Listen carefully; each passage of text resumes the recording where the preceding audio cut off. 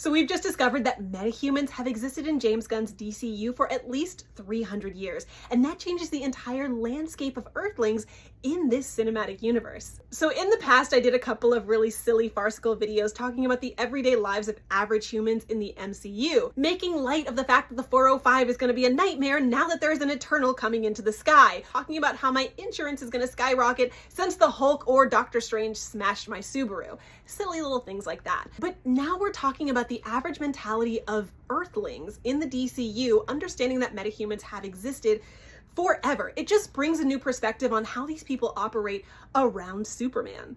And honestly gives a little bit more context as to why that one citizen was so emboldened to throw something at the back of Superman's head. Seeing metahumans and super strong beings is every day for these people, and honestly, I would get sick and tired of it too. We've already seen how humans will give up their idolizations for Greek gods, and now you're telling me that another god walks among us and he's from Kansas? Granted, they don't know Superman's true identity, but you have to understand that these people aren't going to tolerate anyone. We barely tolerate the government telling us what to do. I don't think that James Gunn is going to shy away from the everyday politics that we're already dealing with, and we can already see how certain sides of the aisle deal with oppressive forces and dealing with people who are stronger than them, or dealing with outsiders or aliens or anyone that has a different belief or is possibly better than you are. So I can already see the conflict that is in this new era. But now we're bringing in metahumans who are physically stronger and better than the average, and I can already see that that tension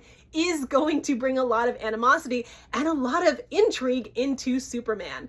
It's fun when you take these everyday situations, such as, you know, a superhero crushing your car, and bringing in the real world stakes of, well, who's going to pay for this? Is the Martian Manhunter going to pay for a new car? Who is the one that has to deal with that?